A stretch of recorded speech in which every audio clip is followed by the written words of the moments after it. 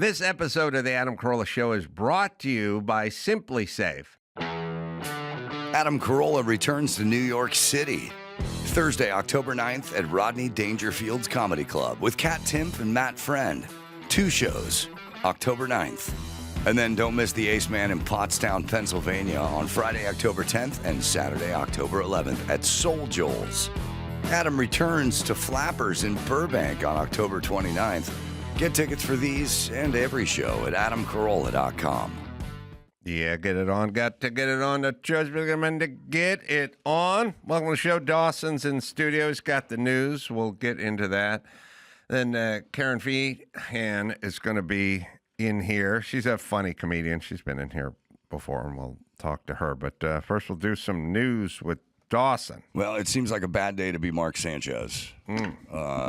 Over the weekend, the news broke that Mark Sanchez had been stabbed, and he was in the hospital.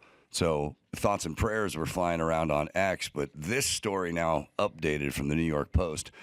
A 69-year-old man who was allegedly assaulted by Mark Sanchez in Indianapolis and then stabbed the former Jets quarterback has been pictured bloody and battered in his hospital bed. The picture's all over social media. It's gross. I don't want to look at it. I don't think you do either, but you've probably seen it. Of him.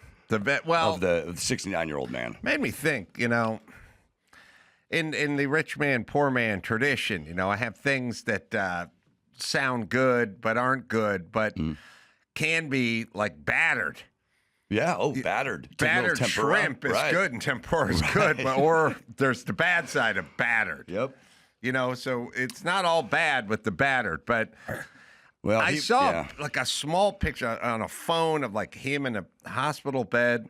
He's got massive facial jaw injury. Oh, really? Yeah. So he looks like a fish taco, but so Sanchez. So here's what I gleaned from this story, because if you go, what, he got drunk and he blacked out. Probably because blackout stage. Because people don't understand the difference between pass out and blackout. Blackout is something different than pass out. Blackout is I have experience with a guy who was a friend of mine who would black out. That's funny. I have experience with a guy who'd black out. His name's Mike Dawson. No, I'm kidding. Everyone has been shit-faced, and everyone has sort of passed out, and everyone's done shit they don't remember, and so on and so forth. But that's not blacking out. Blacking out is like, I had a friend, went to USC, destroyed the dorm room, took a dump on the coffee table. You basically wake up strapped to a hospital bed. Right. They strap you in. I Chris Farley'd a coffee table in college, and I woke up and my roommate was on the bunk above me, and I said, "Scott, why does my face hurt?" Right. And he just started laughing. Right. Because I blacked out and face planted into the coffee table. That's a blackout. But well, I was. Well, wait a second. Is that a blackout or is that a pass out? It knocked me out. Well, see, okay, Dawson, But, I'm going to reboot here. No. But you did it volitionally. You were blacked out. I tripped. Yeah. Oh, you tripped. Yeah, I was at the doorway walking to my bed. But I still don't think this is a blackout. I don't remember it at all. Well, I don't remember anything from that night. Yeah. That's what I'm saying. But it was blackout. It's one thing to get people. A lot of people get fucked up and don't really remember. But what they would remember if they did is you fuck it. Like, who ate my pizza? You did. And I don't remember hitting the coffee table with my face or I tripped or whatever. But this is full-fledged crazy activity, like running around, fighting people, screaming, screaming at everyone, we got to go to Tijuana to get the rest of the boys out. Like, this is a full thing. And then at some point the next morning, you don't remember. This is it. I mean, I guess everyone can do a little bit of a version of it, which is you get really fucked up and then you don't really remember. And then you have that thing where you go, I hope I didn't say anything too stupid, or whatever that thing was. But the dude, but you wouldn't beat the shit out of somebody who was like trying to drop something off or something like that. This guy was a grease truck driver. He was picking up used grease from a hotel. He apparently needs hearing aids. But he didn't have them in because the noise of his truck would just be miserable to hear. Right. So Sanchez apparently approached him. The guy leaned in to hear what Sanchez was trying to tell him. He says he smelled of alcohol and his speech was slurred. And then Sanchez, according to this, who's 6'2", 230 pounds, and 38 years old, hurled the driver against a wall before throwing him to the ground, at which point the driver said he stabbed Mark Sanchez in self-defense.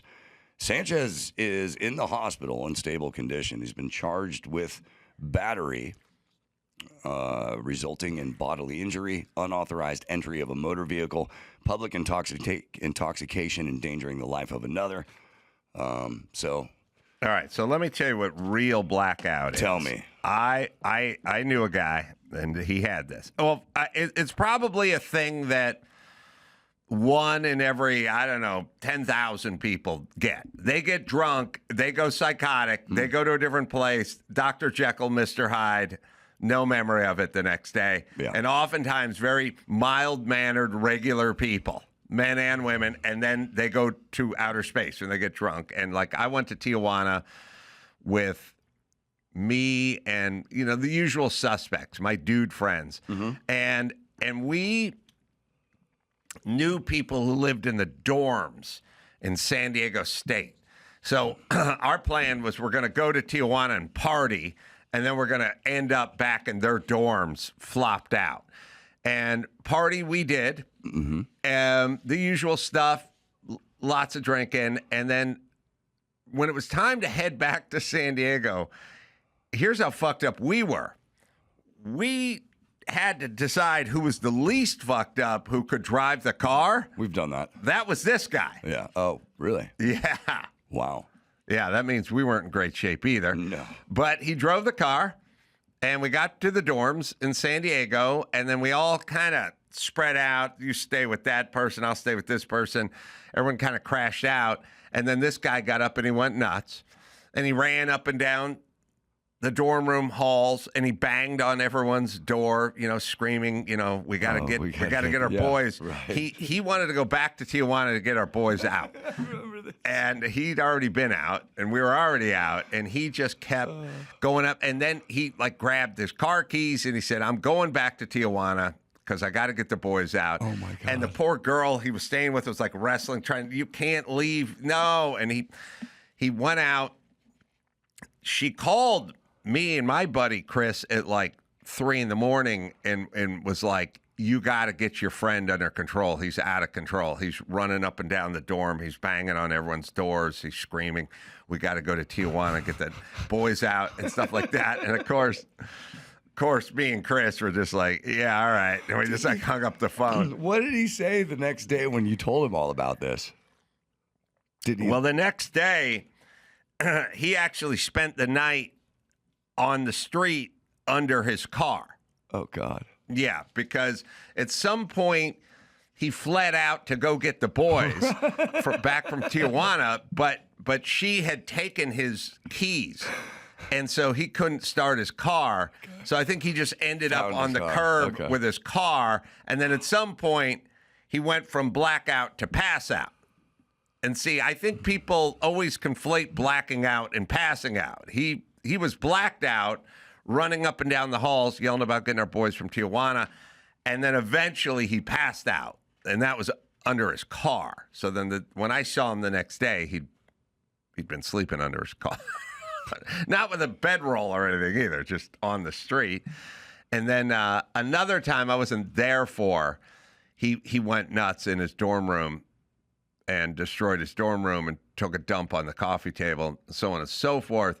And at that point, he woke up chained to a bed in County USC.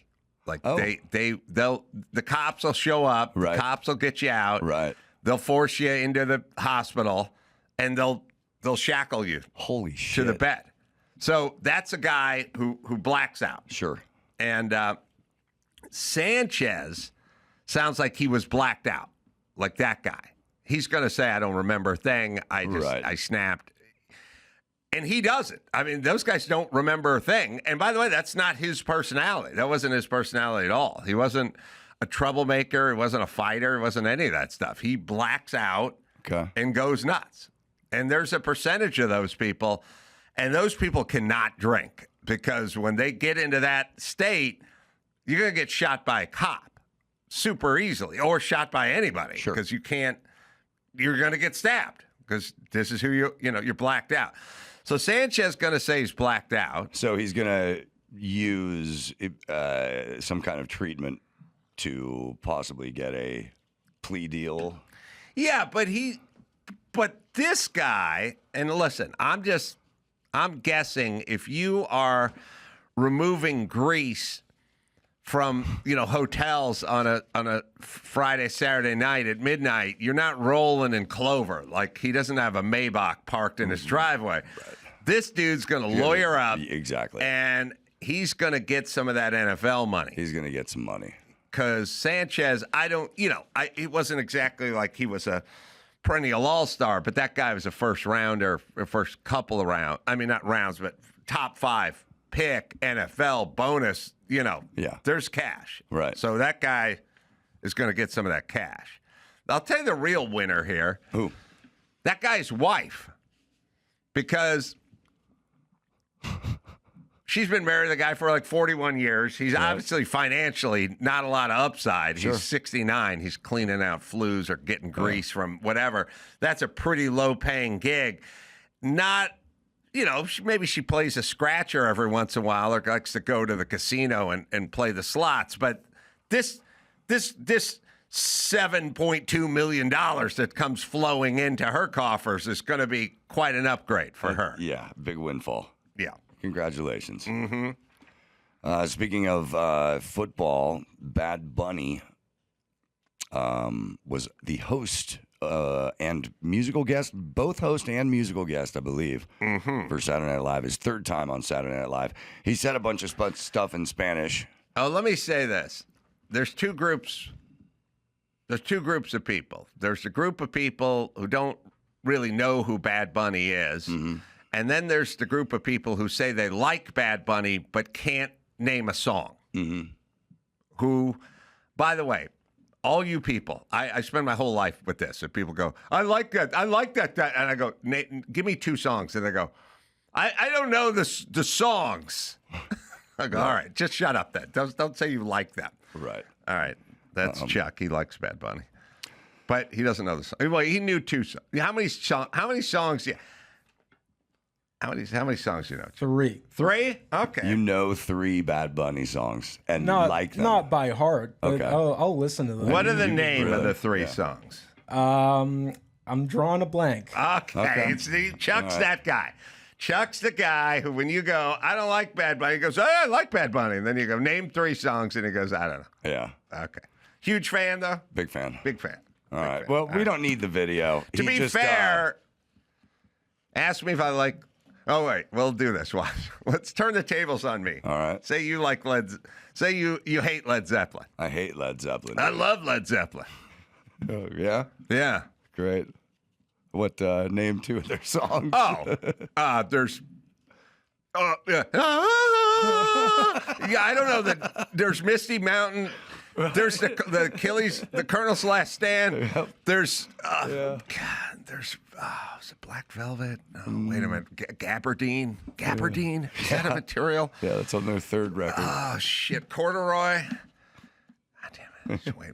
Angora. Is that, what's the one that's like, with a purple alligator in a 16-foot hand? I like Living and Loving. Love Living Maid. I like Living and Loving. She's just a woman. Yeah. I know that one. So to be fair, Right. I could not name 3. Oh, Stairway to Heaven. There you go. There you go. go. Probably the only one. There you go. that, except for a whole lot of love, they drive that one home. That's true. Yeah. All right, so Bad Bunny. So Bad Bunny said a bunch of stuff in Spanish, and then he closed it with, if you didn't understand what I just said, you have 4 months to learn. So do we have that clip? Oh, sure. We can watch it. Brunt workwear. Yeah, I'm holding one right now. I've had a lot of boots over the years, but I've never had ones as good as Brunt. And I wore boots for a living, and they were never this comfortable. Now, they felt like you're wearing cinder blocks on your feet. It took 2 weeks at least to break them in. You had to hit them with like mink oil and everything. I got a pair of these Omen boots from Brunt, and they felt great right out of the box. No break-in, no sore feet, no hobbling around. Brunt figured out a way to make the boot comfortable right out of the box. And you shouldn't have to choose between comfort and durability because you got them both with Brunt. And I got to tell you, these things are tanks, man. Waterproof, solid toe, built like a truck, like a Mack truck, as they used to say, but comfy, like running shoes. So it's the ultimate. And they'll do jackets, they'll do pants, they'll do the whole line. If for some reason you don't love them, you can wear them to work and still send them back. It's Brunt, right, Dawson? Brunt was tired of the workwear brands out there cutting corners. You work too hard to be stuck in uncomfortable boots that don't hold up. So they built something better. Boots that are insanely comfortable and built for any job site. For a limited time, our listeners get $10 off at Brunt. When you use code Adam at checkout, just head to bruntworkwear.com, use the code Adam, and you're good to go. After you order, they'll ask you where you heard about Brunt. Do us a favor and tell them it was from this show. Especialmente todos los latinos.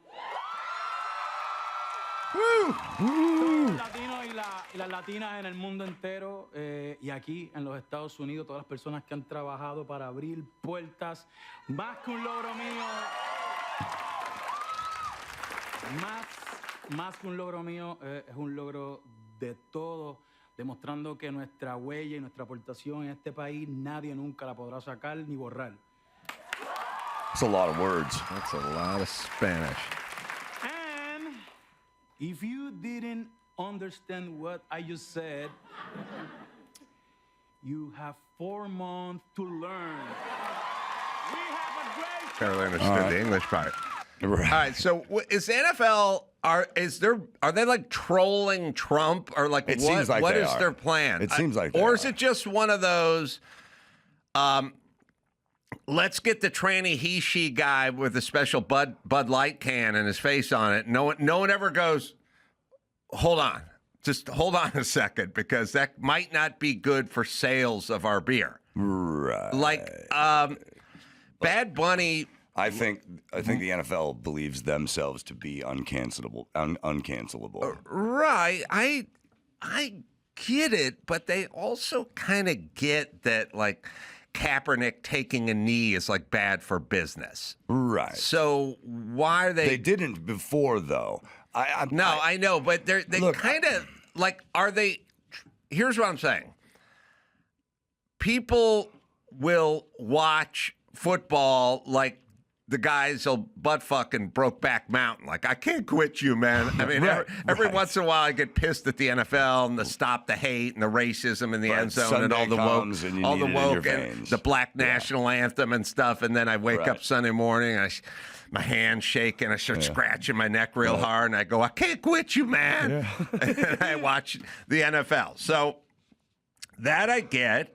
I can't quit you, man part. On the other hand, they really has to see which way the wind has been blowing, like for Cracker Barrel and Bud Light and all these brands. It you know what I mean? strikes me that there is someone or a group of people or a certain membership in NFL decision making that is that ultra left side.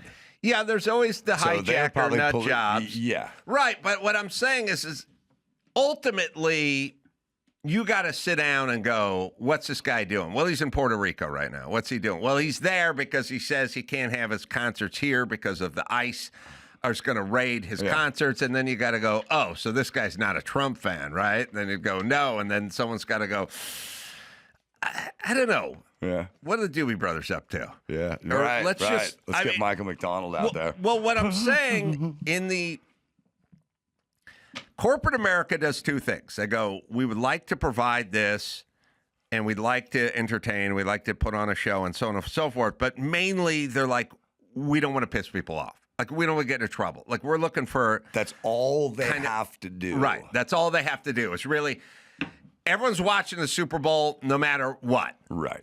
Don't give them a reason to not watch the Super Bowl. Right. And that reason is just Journey reunites with a bunch of 80s Bring on super Santana. bands, and they Bring do a San whole Francisco bands, have Starship up yeah, there. that's right. Just do Throw the Mickey whole, Thomas. That's right. Have Mickey Thomas do the national anthem and then Starship perform at halftime. Yeah, just do a bunch. Huey Lewis Yeah. can perform. It's 80s It's not San Francisco band theme night, and that's it. Let me ask you this, because the NFL is really trying to push the NFL across the world. It's not going to happen.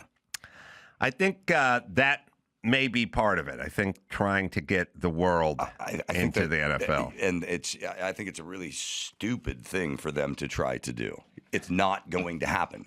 Well, Sanchez was never the only going to be- Latin guy that was in the league, and he's off getting stabbed. But here's what Kristi Noem said about this. This is funny. Homeland Security Secretary Kristi Noem said, "They suck and will win, and God bless us, and we'll stand and be proud of ourselves at the end of the day.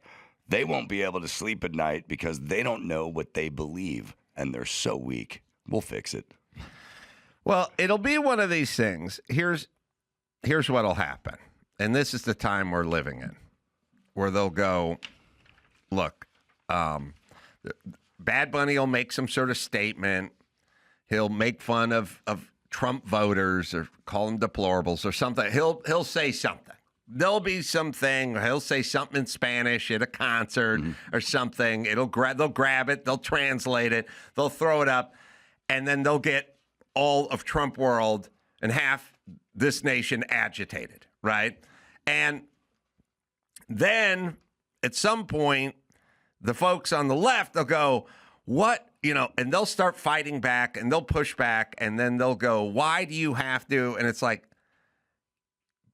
you didn't need to put a controversial figure at halftime at the Super Bowl. You did it.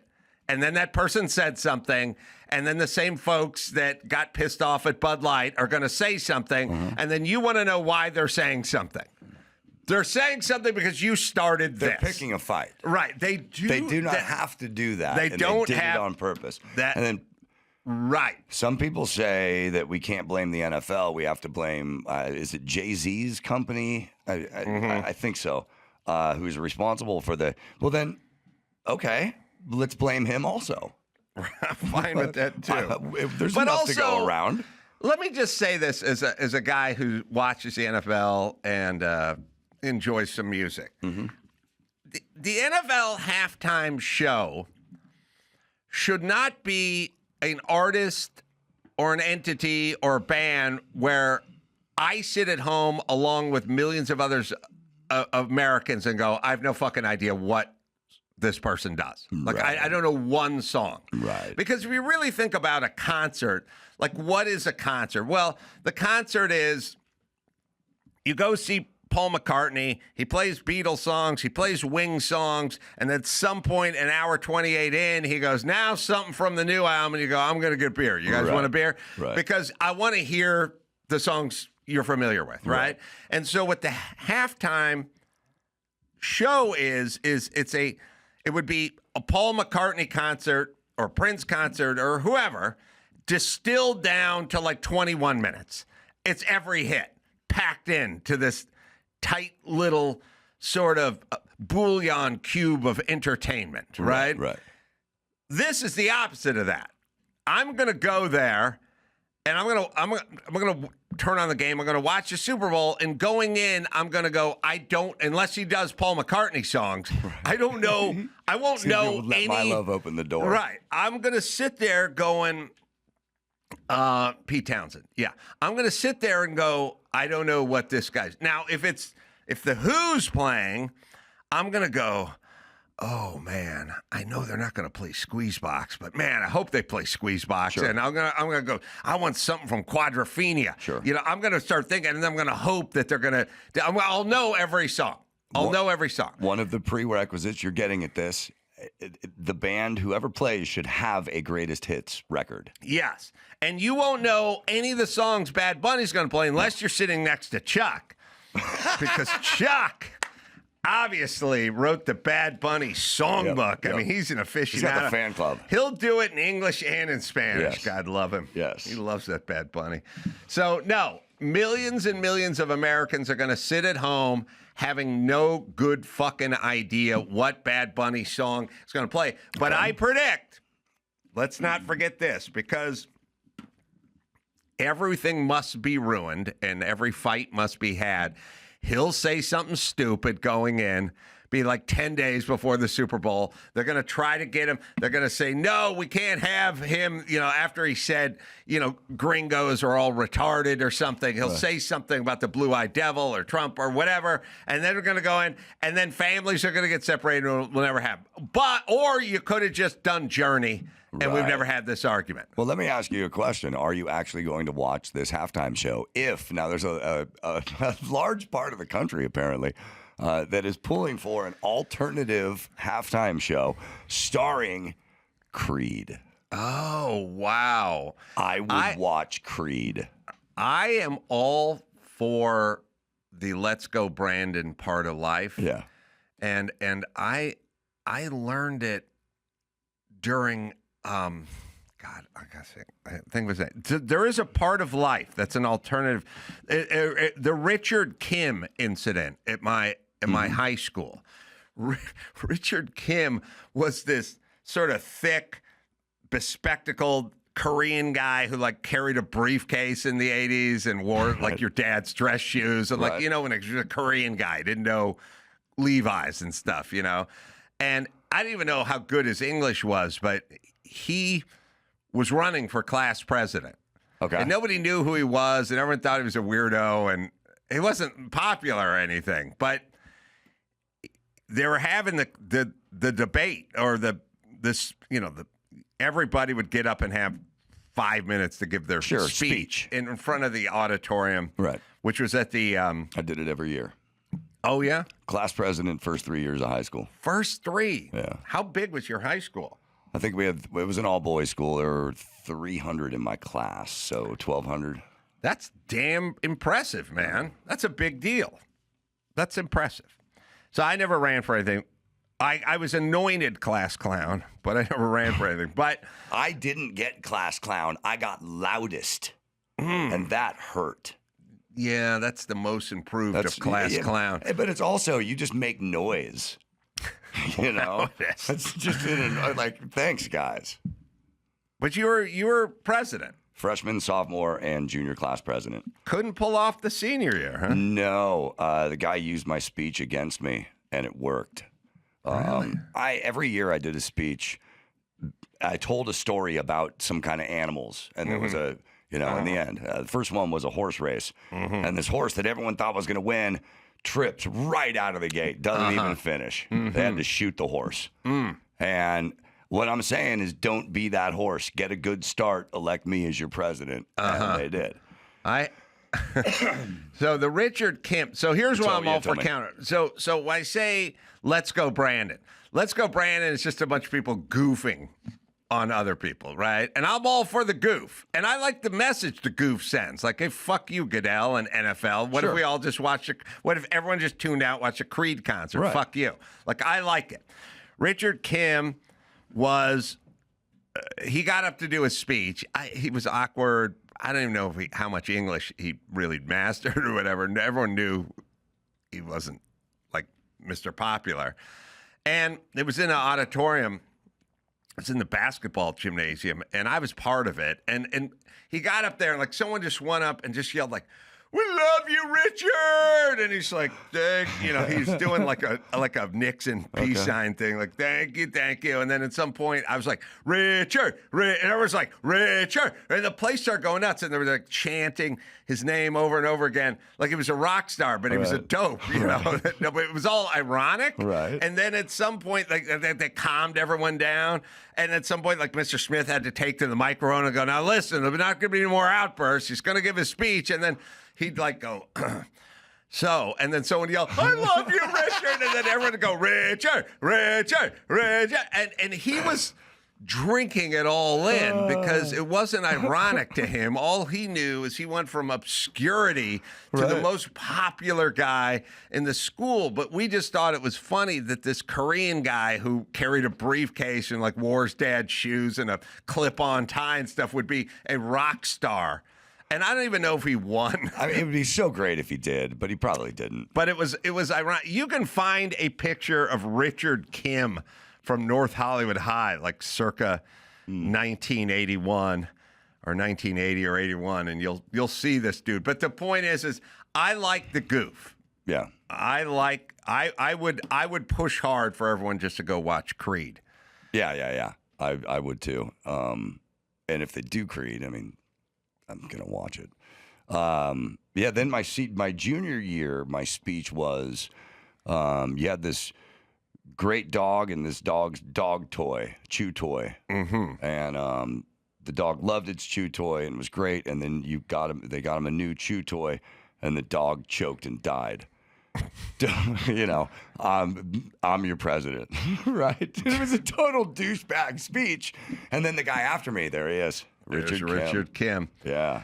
It's a good-looking man right there. He thoughtful. When I was in junior high, someone ran for class president or whatever, treasurer or whatever it is, and I remember at an auditorium, I know her dad cooked this one up and thought it was gold, and it totally backfired. So she got up there and she goes, everybody, get up. Everyone get up. Get up. Get on your feet. And people are like, And she's like, come on, get up. Get up. People are like, huh, why? And she's like, go, get up. And everyone's like, all right. And they got up and they stood there and she went, if I can get you to stand, I can do. And everyone went, oh, get the fuck out of here. Everyone sat back down, pissed off. And I know her dad cooked that one up and thought it would go over like fucking gangbusters. Thought that the kids at North Hollywood High were going to go, wow. That was Walter Reed Junior High. But yes, that was probably in the 8th or 9th grade. But yeah.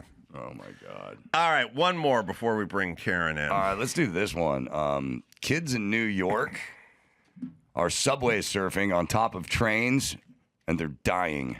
What is going on? We got some video of this. We'll play this B-roll. This is gnarly. Actually, the video we're going to see is not gnarly. It looks like a lot of fun. They're on top of trains, but apparently, most recently, a 15-year-old kid, 2 girls aged 12 and 13. And what is the city of New York or the MTA doing about it? I'll give you one guess. To blame Whitey.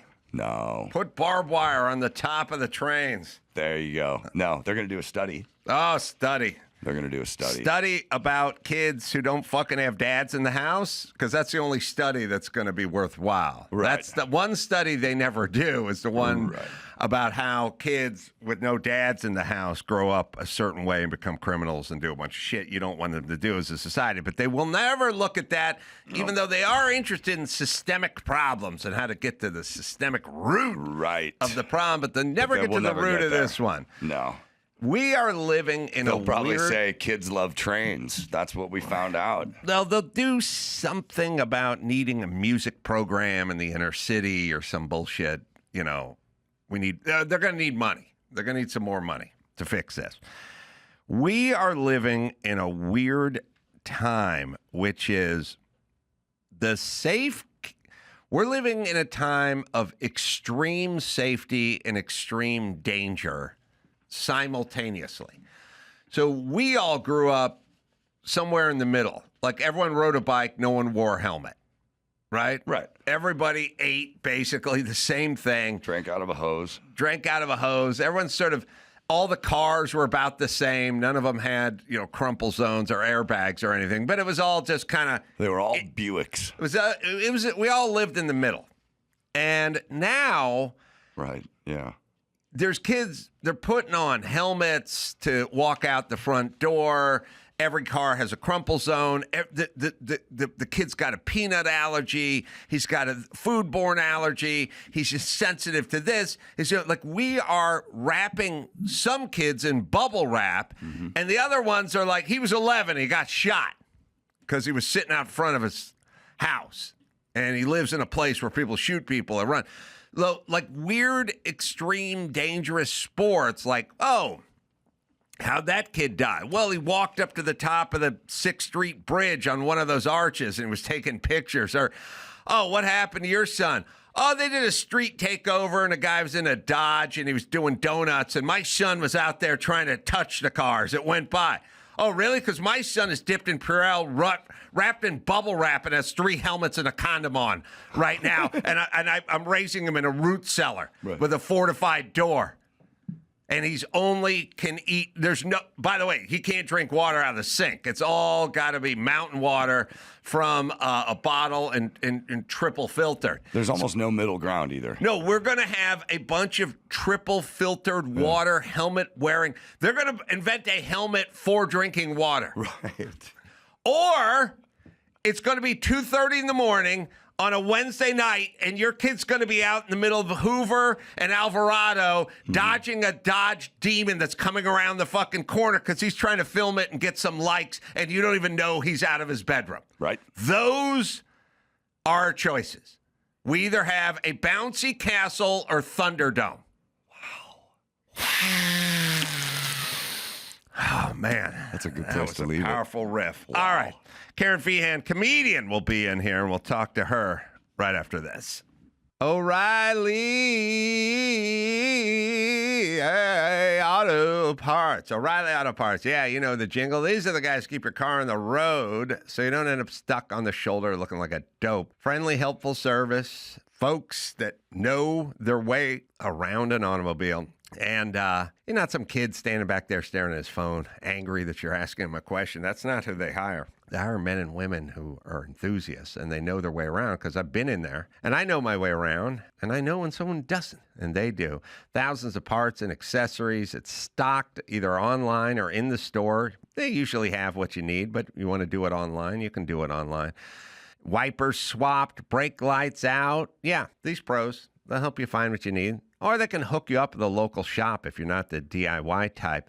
So whether you're a gearhead or you don't know a lug nut from a donut, they'll walk you right through it. No attitude, just real help. O'Reilly Auto Parts, and you swing by there today and check us out. Or you can go to O'ReillyAuto.com/Adam. That's O'ReillyAuto.com/Adam. This October, Fear is free on Pluto TV with horror movie collections from Paranormal Activity, The Ring, You will die in 7 days. Scream, and From Dusk Till Dawn. This is my kind of place. And don't miss the man-made nightmares in Mary Shelley's Frankenstein or the world-ending chaos in 28 Days Later. Something in the blood. All the scares, all for free. Pluto TV. Stream now, pay never. It's time to check Adam's voicemail. Hello, this is Al. I would like my piano tuned. It's out of tune, but I understand you tune pianos for the Hollywood stars. But I live in New York. But I hope you can tune my fucking piano. Because I have to play Bach, Beethoven, but I can't do it because my piano's out of tune. All right, I hope you can call me back and tune my piano. What? You can leave us a message at 888-634-1744. Kerryn Feehan is back on the show. That's a reference to a sign I used to have on my car. About tuning pianos? Yeah, because I used to see people in the neighborhood every once in a while. I'd see a piano tuner parked in front of their house. I was like, that guy's a winner. because if there's a piano tuner parked in front of your house, you're a winner. Yeah, you own a piano. Yeah, and you got to have a nice one. If it needs tuning. Like a Steinway, like a Okay. grand. And it also means your kids probably play. So you're paying for and lessons. you play. You Yeah. seem smart. And affluent. And affluent. Cultured. Cultured, right? So I'm not going to do any of that shit. No. But if I got a sign and I put it on a car in front of my house, then people would think, man, that guy's got it going on. I like this. So I did that. I have the sign. But then I put it on, we have a nanny. I put it on her car. I said, you got to have this parked in front of my house. Okay. And then at some point, she didn't want it on her car. No? So then I had to put it on my car. So then I drove around. And then people thought I tuned pianos. It worked for a while. Yeah. I don't know where the sign is. You can get anything on a magnetic sign, It sounds by the way. like it. It's a good prank. Kerryn is going to be playing the main room at the Comedy Store. That's cool. That's coming up in a couple days, October 8th, out here in Los Angeles, and then heading to a theater, and I'm trying to pronounce it correctly. The Imamus? Imamus. I might be pronouncing it wrong. Imamus? Yes, theater, and that's in Pennsylvania. That'll be coming up beginning in January. Got the Only Feehans podcast and the special, Don't Serve Me. That's out. Is that an OnlyFans? OFTV, yeah. How's that working? I mean, it's doing well. People are watching it. People are liking it. It was fun to shoot. It's good. It popped up on my phone a lot. Oh, that's good. And I'm not on OnlyFans, No, so yeah. I don't know why, but it did. It did, like, it kept sort of popping up. That's good. Somebody's So doing their job they're- over there. They're pushing that stuff I like out that. there. Yeah. And you're on OnlyFans, I also right? am on the OnlyFans. Yeah, I'm triple dipping. How, forgive me, but I never know what degree people are on OnlyFans. Yeah, I feel like mine's like kind of. I wouldn't say it's boring, but it's like maybe rated R, PG-13. It's like it's just me. There's nobody. I'm not making actual porn on there. It's just if you want to see me naked, you can. Okay. And it's just Okay. well, I mean it's like, look, I do Full blown porn. I do full-blown gay. No. I do. Oh, let's see. I was trying to think of. Oh, you know what?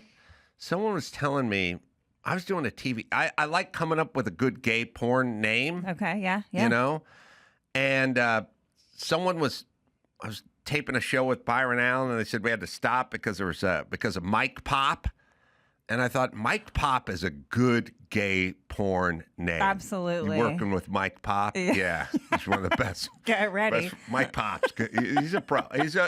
You know the thing about Mike? He'll be top. He'll be bottom. He'll be power center. He's whatever. popping. That's so, for sure. No, like I will do. Oh shit! I lost my train of thought. Oh, I got it. I'll do Cameo. Okay. Right. So I go, why do you do Cameo? And I go, I don't know. It makes me money. I was gonna say, I and like it's- money. and it's easy, and Right. and I also kind of fine. It's fun. People want me to wish their dad a happy birthday or something. Yeah. I don't have a problem with it. Yeah. So would then. And occasionally I'll pull a ball sack out and just Nice. flash a little bit of Happy fucking birthday, skin. Dad. Yeah. Your face now looks like this, old man. Here I go. So would it be like the equivalent of like Cameo? Yeah. In the sense that you don't mind it, you make extra money, and why not? I'd argue you're actually putting in more effort because what I'm offering is not customized. It is a one-stop shop. You buy it if you want it. It's like a pay-per-view, and if you don't like it, you don't have to buy it. But you have to update it. You know, now that I've had it for a while, it's kind of like feeding itself. You know, it's like the more followers I get on other platforms, they kind of just leak over there, for lack of a better term. And like when your special comes out Yeah, on that's like OnlyFans, some and good people go, "Oh, cross-promotion. now I want to see some titties." Yeah, exactly. You got it. Thank you. You're a marketing genius. I came up with a theory, and I want to know what you think about this theory. Okay. As a comedian, Okay. I like to study people, and I'm interested not in the good, but in the bad, and usually the sort of hard to describe. And I was thinking about some of the people I know who have a bad sense of direction. Okay. Women. The person that has the worst sense of direction is Jimmy Kimmel. And then another one is another guy I travel with named Mike August. Now, Jimmy, one time, we were in Seattle. We were in Seattle for the Final Four when UCLA went to the Final Four a billion years ago with our radio crew, the morning crew. And he said to us in the rental car, I'm going to bring you by my old radio station. I worked in Seattle for a year, maybe more, and I'll drive you guys by the station as radio guys, and we'll meet my radio guys at my radio station in Seattle. We drove around for 11 hours. No. He could not find the place he worked at full time. He worked there full time for a year in Seattle, and that Seattle's, it's only so big. That's crazy. We That's could not, like, you got to have muscle memory for that, right? Don't you just click in the autopilot? One time he left my house and he goes, I'm going home. And he turned the wrong direction. He was driving he was driving away from his house. And he'd been in my house 10,000 times. And he's like, I don't know. I can relate to that. A lot of people have it, but that's not my theory. Okay. My theory. And then there's Jimmy, and then there's Mike August. Now, what Mike August does is he goes, come on, it's this way. And he starts walking with purpose. He leans into his walk and walks hard. And then I run behind him and I go, Mike, I don't think we're going the right way. I don't think. And he goes, it's this way. And he walks with purpose, right? And then at some point, we realize we're going the wrong way, and we stop. But here's my theory. Are you ready now? I'm ready. Are these people with a bad sense of direction, or are they headstrong people who don't question themselves? Because Dr. Drew always is questioning himself. Am I going the right way? When you're leading or you're going, you have to go, am I going the right way? Am I going the right way? Mm-hmm. I don't know. Which way back to the hotel, or which way back here, or which way to the club, or whatever. But if you are super headstrong and you're always right, then you just march in whatever direction you want and you never question yourself. So is it an actual compass issue, or is it a headstrong issue? Because Jimmy's headstrong. Right. And he just doesn't believe he would go the wrong way. Yeah, that's... And he doesn't stop and go hold on. All right, am I going the right... he wouldn't do that. He would just go the wrong way. And it can serve you as well. It's not all bad, but I'm just saying, I thought my whole life it was a bad sense of direction, but maybe it's a bad sense of self. It's a commitment. When Mike walks, he doesn't entertain the notion that he could be wrong and we're going the wrong way. And as a matter of fact, one time I told him, I just go, Mike, you're going the wrong way. We're going to Harrah's. And he just said, all roads lead to Harrah's. And he took off. And I thought, so is it a bad compass, or is it a not sort of checking? Because the people with the personalities who say stuff like, listen, just a theory. I could be wrong. I don't know. I've been wrong before. They don't have that thing where they go the wrong direction. And stick with it. Yeah, right. I feel like it's got to be a combination. Because instinctually, I will take turns. My body will be like, this is the way you're supposed to go. And my body will start going that way. And I'm almost always wrong.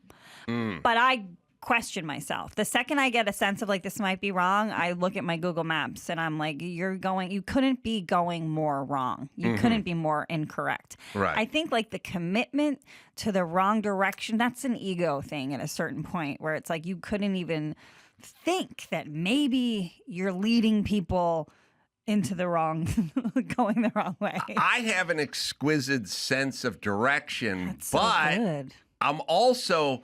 Mike's personality will take over mine, and I, with this good sense of direction, will be in the back following him. You get swept up. Because I get swept up in his righteous mania. And now I'm really starting to wonder, is it a direction thing, or is it just a headstrong thing? Because everyone I know who does it is headstrong, because you can't go the wrong direction if you stop all the time and go, hold on, am I going the right way? What do you think? Do they use Google Map? Are they using any type of tool to help, or it's just all internal? This is usually internal, but Mike does have it on his phone. Is And he it's ever always like, wrong. there's It's no way always- this is right? He's like, he disagrees with Google Maps. He will. It is whatever this technology is. It does not aid him. But it's sort of like people that are like, they'll go, Trump said to inject bleach, and you go, we can watch the tape. He didn't say to do that. And they go, I don't care. I know what I know. It's like, all right, well, I guess you can defeat technology with just being stubbornness. headstrong. Yeah, you can be super headstrong and get past Google Maps or CNN clips or whatever. Google Maps doesn't know what I know. That's right. They haven't been to this bakery before. Right. So my theory now has gone from a directional thing to a sort of mindset, personality driven, strong alpha kind of set. But the time wasted is brutal, though. Like, I think about time efficiency all the time. I mean, however far you're going the wrong way, you're going to have to double back to go the right way. Yes. That makes me very anxious. I don't like to waste the time either. But I guess in a world where everyone's trying to get their steps in, Oh, God, I know. it probably doesn't matter I know. anymore. I follow Gary Brecka. Do you know Gary Brecka? No. He's like, all the time, he's like, post your steps, post your steps. I like trolling him a little bit, too. Like, he'll be like, how many of this did you do today? And I'll be like, 69. Or he'll be like, what'd you put in your coffee this morning? I'll be like, come. He never likes my tweets. Yeah. But I'll do a step count. I hit like 19K yesterday. Really? Yeah, I keep hiking. Well, sorry, but wait a minute. Whose cum did you put in the coffee? Whatever. Who's ever was around. I think it was my dad's. I did coconut milk this morning. I thought I was You are gay. gay. Nut milk. I woke up in Vegas, and How's Vegas? Vegas is fine. I forgot. Well, first off, Vegas is not cheap anymore. Vegas used to be cheap. You used to go to Vegas and you'd gamble, but then food and drinks and everything were like practically free. A beer was like $14. I got 2 lattes at the Starbucks. It was $25. Oh, come on. 2. What the hell? I know. What the hell? Did strippers make them for you? Like what? Yeah. Yes. No, and I was thinking back. It was crazy, but I used to go see if Binion's, Dawson, see if Binion's still has their steak dinner. You wonder how far things have changed. I used to go there when I was, a million years ago with Jimmy, and he'd go, we got to go to Binion's. Okay. They got the $1.99 steak meal. Oh boy. You get $1.99. You get a potato, you get a steak, and you get a steak dinner for $1.99. That's crazy. And it's like downtown, way off, out of the way. Yeah. But we're going to Binion's. I can't imagine Jimmy eating it because he's such a foodie now. Yeah. But we would go to Binion's and get and we'd order 2 each because wow. $4. Right, But right. with tip, it would be probably $5 for two meals. Yes, and I don't know if Binion still has, but. The point is Vegas figured out that we can't just rely on people losing at the gambling table. Right. We have to generate income. Yeah, and you're kind of trapped when you're there. So you're Yes. Yes. you gotta. He says Binion's is gone. We're looking at is gone. Binion's is there. We're Oh. looking There. at their menu. It just says nothing about No steak dinner. no, and it looks pretty pricey too. When is big the menu. When is the last time Binion's had their $1.99 steak meal? By the way, Jesus Christ! But anyway, Sweet indulgence. it's Vegas is like did a bunch of shows over at Kimmel's Club. Oh, fun. Over there, and it seemed pretty good. UFC was in town and all that. Oh, that's all that rad. stuff. Nice. Yeah, Nice. yeah. It was good. Are you East Coast? Yeah, I'm a New York girl. Are you? How's the scene in New York? I love it. You do? I work at the Stand mostly, Mm-hmm. and New York Comedy Club. I love it there. Some people when I bring up RFK Jr. they boo him. And then I asked them if they like the tap water they're drinking because it would be dirty without him. Right. They don't like that. What? I can't. I was coming home from Vegas and I got behind. Let's just think about how crazy this is. I got behind a Tesla on the 15 and it was like, don't blame me. I bought this car. And I was like, oh, remember 10 minutes ago they were burning Tesla dealerships and spiking their tires and keying Teslas and stuff. And I'm like, are we just... Here's what I want to say to people. So we're done with Elon? But by the way, like, how do I explain this to future generations? Like, what happened? There's this guy who's a genius from South Africa. And he came here and he made an electric car. Oh, they hate electric. No, they love electric cars. Oh, okay. And then what? Well, he was a genius and he built electric cars and they love the guy. But then what happened? Well, he bought Twitter. Yeah. For what? For free speech. Oh, okay. So they love the guy more. No. Now they're angry. Why are they angry? He just opened up the thing. Well, they didn't want to admit that they used Twitter to do whatever the fuck they wanted, and they hated free speech. They just wanted their speech, but he opened up. So anyway, then he started a department called Doge where he was going to save taxpayers a whole bunch of money. Oh, they must have loved that. No, that made them more angry. Really mad. What do you mean? They started burning Teslas. Wait a minute. I thought they loved the environment. Yet they do. Okay, but then what? So what happened? Oh, nothing. Yeah, nothing. They were forgiven. No, but how no big long deal. were they burning the? Oh, like 15 minutes. Yeah. Then they were done. Yeah. He figured out that we were paying for circumcisions in like Senegal. You're right. Or circumcision education in Senegal or something. Yeah. And so he wanted to save more money. And then they wanted to burn the Teslas down. Okay, but so are they still mad at Teslas? No, that was some weeks ago. And it's like tantrum. It's like teenagers having a tantrum. And then it's like, all right, they were just moody. That was hormones. When people get pissed off about nothing, they go back to homeostasis like pretty quick. Like here's what I'm saying. If there's a real like if a spouse cheats, right? That's a real issue, you know.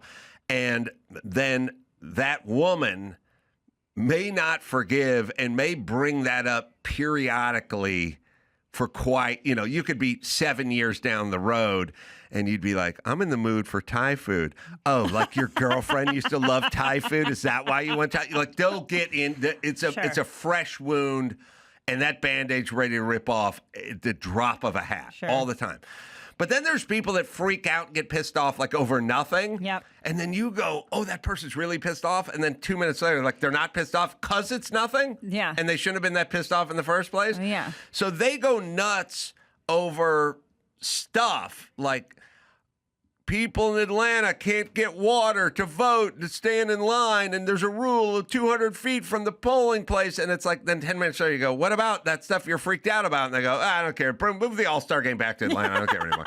Like, okay, well, I thought, what about IDs for black people or something? Yeah, we don't care. Yeah, so it's the we don't care. outrage. We don't care about Tesla anymore because they never should have cared in the first place because he wasn't doing anything. Right. People just like a rage. People like a rage out. They like to just take it to the streets, have a tantrum, and then like little kids, like, sorry, didn't mean it. So is that not a lot of accountability? Is that what's going on? This thing where, like kids, they're just having a meltdown and a tantrum, and then like the same kid. It's like a kid will go like, I don't want to eat at this restaurant or something. You go, come in and they'll fight and scream in the car and stuff. And then at some point, a plate sets down with French fries in front of them and they just start eating it. Right. They're like it never happened kind of thing. Yeah, like wipe the tears away. Like, I guess this is good. I mean, this Tesla thing is like, first off, it's like it's never happened to all the fucking people that were burning Teslas 10 minutes ago. Yeah. And I know they're all fighting with ICE now. I guess they're very mad at ICE. They're now mad at ICE. Yeah, they've switched. They had no thoughts about ICE before this. Now, it's weird. It's like it's like when they all became experts on ivermectin in 2 days. You know what I mean? Like, you guys are all scientists. I've never heard you bring up ivermectin before. Why are you an expert now? They're also all listening to Bad Bunny. They're listening to Bad Bunny. in fighting with ice. Learning Spanish. And man, I saw there was one of the greatest. I don't know why. I think it's a dude thing, but you tell me. You may have a little dude wiring. I don't know. There's a clip, Dawson, of, speaking of Bad Bunny, one of the guys is out there protesting with ICE is wearing an inflatable, like bunny uniform or Pikachu or some shit. I don't know what that was. Yeah, and the guy pepper sprays him in the butt or through the vent. No, he does it through the vent. Yeah. Which is All right. So they can't pepper spray him to his face because his eyeballs are fake and they're vinyl, right? So this guy takes the pepper spray. This is why it's like the time I farted into a coffee can and told Jimmy he should check out the Sumatra roast. You know, and he put his nose in it. Yeah, good. And I went, Got you. Yeah. Good prank. There's an inlet on the side of the thing that keeps it inflated. And he just blasted it with And pepper he spray. just put it in, because you couldn't pepper spray the guys outside, so he just sucked it into the thing, which is pretty cool. It's pretty innovative. Yeah. It's good thinking. Yeah, that guy deserves a raise. So he took. Also, So what was he mad at? Who's he? He was protesting what? Somebody's in a. he's at the ICE facility, maybe in Portland. Of course. And they're just out there doing battle. Okay. And it's tons of crazy chicks, which is weird. Yeah. And it's also women, it strikes me, when eventually they get tackled to the ground, Yeah. they don't have context like men do. So men spend their early years getting tackled to the ground. Right. I got tackled to the ground. My entire childhood Yeah. was like literally It was part of rough dudes play. put me in a headlock and Right. take me down to the ground. Yeah. Women stand in front of cops and like spit at them, and at some point the cop takes them down and they start screaming, "What's going on?" Yeah. And it's like, well, you're going to the ground, bitch, because you Right. just spat on. You You don't can't know. do that. You know what this context is, Right. You can't do that. All right. So it's a guy in an inflatable outfit, Oh my God. Hold on. and the guy just sprays. And he slowly melts. He just sprays it into the inlet, Oh, that's smart. but also. You're asking It's for like, trouble. I'm shrinking. You can't. First off, I think future generations are going to grow up with an immunity to pepper spray. Yeah. Like these kids, grandkids, you could spray mace in their face and they'd go, Like, what yeah. else you got? Try 'Cause something else. like how cockroaches get used to the poison. Yep. Like bugs will get past the poison. They'll Right. breathe the poison out. Darwinism. It's Darwinism. These riders, their kids, their grandkids, pepper spray won't affect them because pepper spray used to fuck people up, and now it's kind of it's an annoyance or an inconvenience now. What are we trying to say in these inflatables? Like, what is the messaging of like I'm a dinosaur? I don't understand. What point are we getting across? I don't know, but with all these assholes, think about if you had bought in stock like 5 years ago in plywood and pepper spray. Right. You'd be a Like, millionaire. You'd be a fucking millionaire right now. All I have is NVIDIA. Also, I gotta say, if you gave me one of those non-lethal guns that just shot pepper spray balls or rubber bullets or something, You're having fun on Halloween. I don't know how long I could stand there while someone called me a dipshit and an asshole before Right. I just a fucking round. You'd have to squeeze a round off, yeah. right? Just making sure it works. yeah, I don't know. I'm not yeah, trying just to hurt keeping anybody. the chamber primed, boss, or something. Quality control. Right. I have no idea who these people are. I'm assuming they're the same ones that were in front of the Tesla dealership. But also, like that, they're the same people that's like, you guys are wearing masks, you're covering your identities, that you're in a whole dinosaur outfit. Like the hypocrisy is a little much for my taste. Yes, I agree. And they're wearing a mask because you guys are doxing them, and then people are Or going they're after them. they're like Violet Affleck and they're wearing an N95 mask because we all should be. She's awesome. We all need scrubbed, filtered HEPA air. What the It's a heck? human right. Oh my God, she probably can't survive a sinus infection. Well, the thing that's Why does she have a platform? I have Why no- are they letting her talk? I Because got her parents, a little thing called nepotism, I think. I don't know. Gross. I know. if I were Ben, I'd be like, listen, Humiliating, bitch, right? Shut I'm up. gonna get a fucking hobo to kill you if Right? you go out there. Like, and I'm start getting back talking with like an J-Lo if you fucking keep it asshole. up. I'd be like, please act. Just fucking act. Seriously, do porn. do Be like something. Spielberg's Yeah. daughter. I don't Yeah. care. Yeah, anything but sound like who you are. Oh, it's so embarrassing. It's like, go to the gym or like fix your immune system. You're a nerd. Well, also, don't people know people have jobs in like coal mines and stuff and Yeah. like really shitty, tough, like they operate heavy equipment all day. Right. Like everybody who's working rebuilding the Palisades and Right. and Pasadena, Altadena, and Malibu, they're sitting behind a backhoe all day, just knocking dust around and Super throwing dangerous dirt around it, conditions, and all. yeah. That's all. You do want your swimming pool dug, right, bitch? I know you're inside with your HEPA filter, but there's some Mexicans outside in a Bobcat. Where's the regard for them? Why don't you care about those guys? I don't even know what she wanted exactly. She wants us all in masks to save the babies. Like the morale, the finger wagging really freaking ticks me off. I'm like, you want everybody to live in a bubble? Like, this sucks. She's Yeah. see-through. And I feel like it's coming from Jen. And I hate Jennifer Garner, but she's horrible. She seems like she's got like a little touch of like the OCD, maybe like a very Lysoled home, you Yes, know? Like, yes. not a No, little bit of dirt under. I am completely convinced that living with her would be like you go, what are you doing tomorrow? And then she'd go, my Pilates instructor's coming at 6 a.m., so I got to be up at 5:15. I'm doing 2 hours of Pilates. For sure. And then at some point, you'd go, and I'm going to take the trash cans out. And then you'd come back in and she'd go, were you smoking? Yeah. And you go, yeah. just taking the trash cans out. Let me smell your fingers. Oh, no. And then you're like, A and then you're like, prison. and then you said to her, like, at some point you went, you know what I'm fucking craving? A bloomin' onion from Outback Steakhouse. And she's like, I'm doing jicama. I'm just doing jicama. And you're like, fuck, I just want a fucking cigarette and a blooming onion. That's all I want. And she's like, well, eat it alone on the balcony. We're getting divorced. Do not come in the house with cuticles smelling like blooming onions and Marlboros, all right? Because that's what you smell like. Right? And he's She like, cleans the house for the cleaning lady, you know? Will you help me?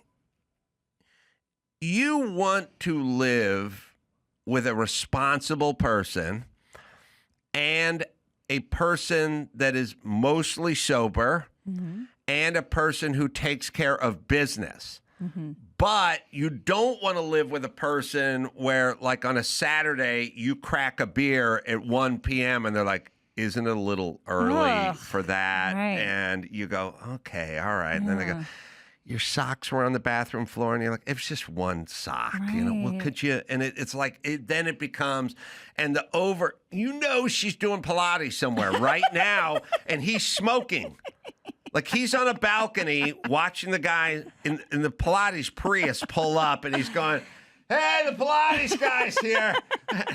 Ripping a save. I'm going to get a bloomin' onion. Have fun. I gotta go. Have fun. And then, she comes out and she goes, you're really not as flexible as you should be. And he's like, I just want to smoke another cigarette and have a fucking beer. Leave me alone. Just leave me alone. No, right. I Just know. too much. Yeah, Now anybody. but you don't want the opposite, You which don't want a is slob. You don't want a a slob. savage. Right. You want ants in your house. takes care of business. Yeah, just be But- middle. Saturday night, gonna have a drink. Let it rip a little bit. Let it rip a little bit. Yeah, have fun. Everybody's supposed to have fun sometimes. Yeah, the problem is the balance, as I think of it now. But people like that are warped, so their balance isn't balanced. Their balance is stringent. Yeah, that's what I'm saying. Like, Yeah. I don't know. Like this J-Lo's whole thing is she's got to look like she's 28 when she's 75, right? And that just means you got to take it easy on the martinis and the bloomin' onions and the Marlboros, right? Like, you just can't. You have to go work out with her and like other Spanish guys that are Right. ripped and stuff that stare at her ass. Like, Yeah. you just have to act like that's cool. He's going to bring his Bad Bunny mixtape Yeah, in, and you guys are going to get on start the... rolling your R's, just like get in the mix. But I would prefer that than somebody who's like, now we're gonna. What do you want to do this weekend, babe? I don't know. OxyClean the tiles. Like, no. Well, I think in life, but it's kind of the Renaissance man thing. You need to have like a balance. Yeah. You know, you need to work, and then when you're not working, you can have some fun. Yeah. But you got to get back to working. I saw some Instagram, some video where this chick was like, I do whatever my guy wants to do on the weekends because he works. I think this guy was like working like, like blue collar, like labor, like job. Yeah. And like 6 days a week. And so she's like, so if on the weekends he wants to go to a monster truck that like rally, like, is that what I want to do? No, not really. But I'm happy he wants to hang out with me when he's not working. So yeah, I'm going to put on my monster truck t-shirt and I'm going to go because it makes him happy. And that makes sense to me. I mean, I don't live that lifestyle, but that makes logical sense to me. If a guy's like grinding like 6 days a week to like provide for you so you can be a stay-at-home mom, I don't know, go to the monster truck thing with him. What's the big deal? I agree, but that's like heretic talk Oh, I around know. here. Oh, Like, I know. people fucking hate that. Simply Safe. Well, you ever wonder if your security system's really security? I don't know. I mean, I just saw a video of an arsonist trying to torch a family's house. Simply Safe. It stops these guys cold right then. Before the flames start, you can hear the monitoring agent on the phone with dispatch, a total pro, not sleeping on the job, preventing this before it starts. Most systems, they wait till someone's in your house before they make their move. And it's too late then. Simply Safe's different. Their AI-powered cameras catch these threats before they cross the line. Real agents confront the intruder, yelling over the speakers, sounding sirens, making it clear they're being watched and police are on the way. That's security before the crime, not after the crime. I trust Simply Safe. I use them. I've always used them. They're a great sponsor. It's Simply Safe, right, Dawson? You can get 50% off your new Simply Safe system with professional monitoring and your first month free at simplysafe.com/Adam. Just head to simplysafe.com/Adam to claim your discount and make sure your home is safe this year. Keep your home, your family, and your peace of mind protected with Simply Safe. There's no safe like Simply Safe. This October, Fear is free on Pluto TV with horror movie collections from Paranormal Activity, The Ring, You will die in 7 days. Scream, and From Dusk Till Dawn. This is my kind of place. And don't miss the man-made nightmares in Mary Shelley's Frankenstein or the world-ending chaos in 28 Days Later. There's something in the blood. All the scares, all for free. Pluto TV. Stream now, pay never. I've always been a fan of that, but then always got yelled at by everybody.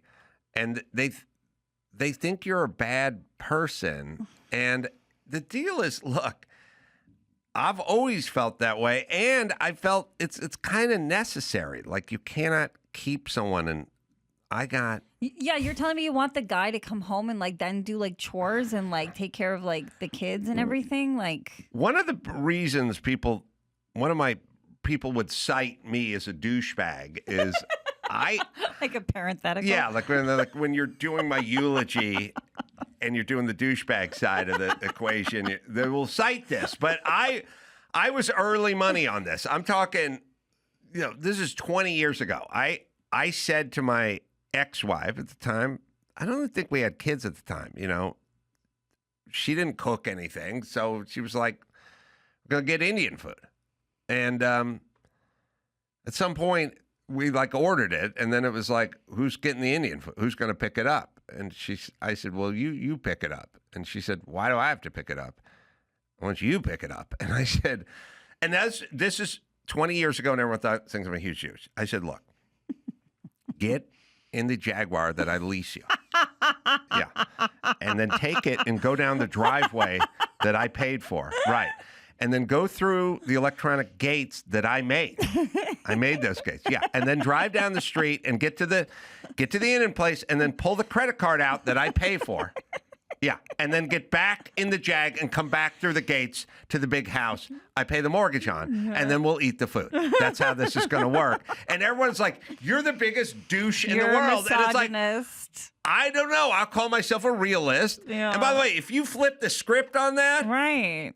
boss bitch or whatever. Like if the woman is paying for everything and like then the guy, I don't know. Yeah, I just feel like if you're the one creating the lifestyle financially, I mean, if you really are like the person who's paying all the bills, the other person should maybe appreciate it. I don't know. Oh man, I got to tell you, I don't quote a lot of other people. Yeah. But when Mark McGrath of Sugar Ray, the prophet of our time. this seared into my head. I know exactly where I was. I don't know where I was when my kids were born or any of that bullshit or anyone's middle name or birth date or anything. I mean, who can I was standing on the patio, the back patio of Jimmy Kimmel's house during one of his parties a million years ago. And Mark McGrath, who's a real nice guy, he just came up to me and he goes, Adam, I think he'd been married for a few years. He goes, since when did paying for everything count for nothing? Ooh. And I was like, oh my God. Yes. I don't know when it got down to zero, but we're there. Yeah. We're there. And he looked at me and he's like, I know. Like I pay for everything, get nothing. And I go, I know, me too. That's the arrangement. And by the way, that's the arrangement. For some reason, society or California or Hollywood or something, they applaud that arrangement. Like if you go, hey, woman, I've been working all day. Now, how about you make me some vittles or something? It's like, you are going to fucking move in with Joey Buttafuoco. That's really what it would be. And I'm like, I disagree with that. I mean, yeah, there's different scenarios, right? If it's a 50-50, which a lot of marriages nowadays are, right? It's like the mom's working, the dad's working. Then I think, like, yeah, share the load of like. Listen. The home. If both people are working, then by all means take turns. Yeah. Well, or listen. You're successful, you're working. I'm successful, I'm working. Hire the cleaning There we crew. go. But if you're it. home all day, don't have the cleaning crew push the vacuum past your feet when you're watching TV. Yeah. I knew somebody in a relationship who was just fronting the bill for everything, like buying, and his girl was only happy when like things were getting bought for her. Like those were the best days when she was like getting like a new purse or like getting taken on like a shopping spree. Even though she had, I mean, the thought, I've been single for a while. I'm independently wealthy. The thought of not having to pay rent, oh my God, I would like suck the guy's dick from morning till night. I would be so happy. Like just that one monthly nut just like taken off my plate. Like, I would think they were like an angel, but I can't date somebody I'm not attracted to, and I think that's probably my biggest problem. Mark McGrath also said that Sugar Ray had, been to the mountain and was coming down the backside, and I remember I go, Mark, where are you guys playing? You playing some gigs? You touring? And he goes, wherever you smell funnel cake. That's where we'll be. The fair, the local fair scene. Yes. But I thought I love a self-deprecating sense of humor. Honest. Yeah. So you're right. We need to get back to that. Listen, if you've got that kind of arrangement, I don't know. Football wives seem to have it figured out. They're nice they make TikToks for their guys. They show up on game day. They don't seem to bother them if they're cheating. I mean, some of them they seem to have it figured out. I believe that when you take people, men or women or groups, and you kind of go, you don't have to do anything, they immediately start going insane. And like studies, like they took all the we wanted in the 50s, I think, we wanted to test out a H-bomb, hydrogen bomb, I think it probably would have been. And we wanted to blow up like an island or a bay or something. And we weren't going to do it to Manhattan, but we were going to do it to the Bikini Islands. But the Bikini Islands had people that lived on the Bikini Islands. Yeah. Like guys who hunted and fished and stuff like that. And we took all the people in this Bikini Island and we went, look, no more hunting or fishing because we want to blow up your island. But we'll send you to a different island and we'll put a we'll put a bumper pool table there and all the beer you want. Right. And you don't have to hunt or fish anymore. Right. And 10 minutes later, they're all fucking fat and miserable and miserable, alcoholics. fighting each other. All fighting each other. They're all They alcoholics. have no purpose. That's how it works, everyone. Yeah. So stop trying to figure out ways to give shit to people for free. Yeah, you need a purpose. You need a purpose. If you're going to enter the transaction of like rich husband, stay at home mom, then you got to, that's part of the transaction. Like be purposeful in all that stuff. Care about your home and your kids. I don't know. But you know what doesn't sound too shabby? I was out to dinner last night after I did 2 shows with my son and his friend, who I like. The friend is, dad is Armenian, Okay. and the mom is American Indian, like from, I don't know which tribe, but Okay. whatever. And I go, and I knew, and he's a nice kid. And Probably good looking kid. good looking. And I like said, well, how's it going? Oh, they're building a new casino in Sacramento and blah, blah, blah. And I go, oh, I say, how's that work? Like, you can get in there, get some free shrimp or something like that. And they go, no, everyone gets paid every month. Like, who's in the tribe. Oh, right. They And get I'm a like, cut. you don't have to go there and run the floor shampoo or anything. like at the, valet No, park? I don't have to. Anyone who's more than, 15% this just gets a check for the rest of their life. Casino, or you don't have to go there. You don't have to Yeah. work there. You don't do anything. By the way, it's just one side of your family. Dad's Right. Armo. But you get a check every month for the rest of your life. And when they build a new casino, then maybe get another check. Wow. I hear some tribes you have to be a man. Oh, really? Oh, interesting. Yeah.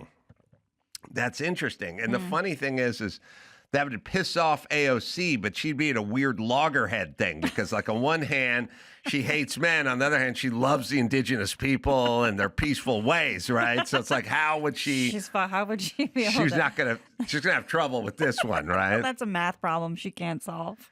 Are they in 2025, Dawson? Is it still some of them are dude based? Huh? I believe so. I'm not 100% on this, but I know it used to be, if it's not still, with the Chumash. And I had to tell this kid, you're American Indian. He goes, yeah. I go, there was a famous 80s American Indian stand-up comic named Charlie Hill. Okay. We had to look it up. Yeah. And we've looked at his work and stuff on the show. There's an Indian, who's American, and his opening joke was, "Hey, how are you? Hey, how are you?" He would walk out on stage and go, "Hey, how?" And everyone loved it, right? It was like, that's going to make the paleface laugh, right? But I don't know what he did past, "Hi, how are you?" You know what I mean? Where do you go from there? Right, but that's what and he would be on the Tonight Show and, Right. and everything else, and I was like, do you know this guy? And he's like, nope. No. And I'm like, there's one And you don't know. stand up, and you don't know. And I go, and how about the greatest athlete ever? And he goes, who? And I go, Jim Thorpe, American Indian. And he goes, never heard of him. Wow. And I'm like, what goes on? Like, What do you guys talk about? how many? Jim Thorpe, the guy was Olympian. It was Jim Thorpe played like professional baseball, professional football, professional basketball. He's like the Bo Jackson of He's American the Bo Indians. Jackson. That's right. He's the Bo and Arrow Jackson. Really good. Thank you. He's the Bo and Arrow Jackson of Native American sports. And this kid, and I'm like, well, first off, you can't just hammer checks and not know anything. Right. You got to get a little, you got to keep it up, keep up appearances a little. Shouldn't here. they be teaching us things about their culture? Like, shouldn't we? Oh, we were eating sushi. I threw my chopsticks at him and said, start a fucking fire, bitch. Yeah, let's see it. Let's start. Go. Or at So- least. Yeah. Just wanted to follow up on this. I'm not sure if there is a no women. However, a lot of thousands of Chumash descendants with more Chumash DNA than the tribal members are locked out. Oh, so really? Not everybody gets it. Okay. You have to have a certain amount. It's pretty of... effing corrupt. Okay. Oh, it Right. can only go that way. Yeah. But I'm There's just saying. native nepotism. Well, first of all, I'm sitting there thinking, why am I paying for dinner? Absolutely. There are about Shouldn't this go on the Cherokee Amex? there are about 150 people who share what the Chumash Casino makes. Speaking of shit, speaking of share. Yeah. Right. Really good. Charlie Hill, you ready? 1977. Richard Pryor Oh, wow. is bringing Charlie Hill on. This looks familiar. She's beautiful. Good dude. Hi, how are ya? Hi, how are ya? Hi, how are ya? Hi, how are ya? I usually have problems doing my act, you know, because I know a lot of you white people never seen an Indian do stand-up comedy before, you know. Like, for so long, you probably thought that Indians never had a sense of humor, you know. We never thought you were too funny either. Applause break. Yeah. See some people back there putting their chairs in a circle. My name is Charlie Hill, Sagoli. I'm Oneida. I'm from Wisconsin. It's part of the Iroquois Nation. My people are from Wisconsin. We used to be from New York. We had a little real estate problem. I love it. I came out here, Los Angeles, a few years ago. I don't drink. No, don't drink. Firewater to Indians, that's just like kryptonite. Here, drink this, sign this, move here. You know what I mean? Indians. You know, people come up to me now, too, and they say, can you speak Indian? And they're like over 300 different tribes. You know, can you speak Indian? It's like saying, hey, can you speak Caucasian? But that's the name they give us, Indians. Indians was the name Christopher Columbus gave us, which is incorrect. He named us Indians because he thought he was in India, you know. I'm sure glad he wasn't looking for turkey. Jive turkey. All right, pause that. Now, you and I know this is 2 minutes and 10 seconds into this act, right? Yeah. And then is it 2:10? Or am I just off the top of my head? 2:16. 2:16. Okay. You got to go out and headline. You got to do an hour. Right. Is it 1 hour Of this. Yeah. of this, Yeah. or at some point you go, it's tough dating out there, and there's no Indian. It's just dating. Right. Yeah. Does he have to stick to this specific topic the whole time?